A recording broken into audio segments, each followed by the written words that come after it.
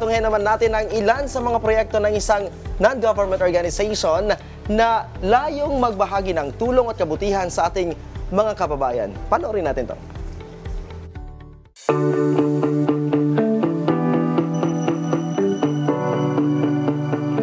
Kitang-kita ang saya sa libo-libong estudyante ng Camarin High School sa Caloocan City sa ginanap na turnover ceremony kamakailan lamang.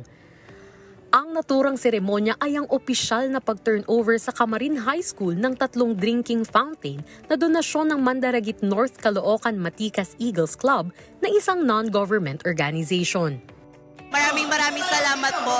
Napakalaking tulong po nito sa aming paaralan. Birin mo tong community na natulungan nila at naramdaman yung kaginhawaan. At malaking magandang halimbawa po ito sa mga mag-aaral namin na pagdating ng panahon na sila naman po ang meron, ay tutulong din sila sa community. Dahil dito ay labis na nagpapasalamat ang mga nasa mahigit kumulang na 10,000 estudyante na makikinabang sa donasyong drinking fountain, lalo na ngayong panahon ng tag-init. Napili namin itong Camarin High School dahil isa ang Camarin High School sa pinakamaraming estudyante dito sa NCR. Dahil alam naman po natin, sobrang init po ng panahon ngayon. Sigurado po ang Southern Tagalog Region 37 na makakatulong po ito sa mga estudyante.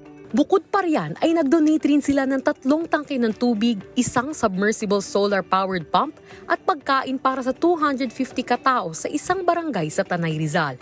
At nag-donate rin sila ng prosthetic leg para naman sa isang bone cancer survivor. Katulad ngayon, medyo may tagtuyot tayo.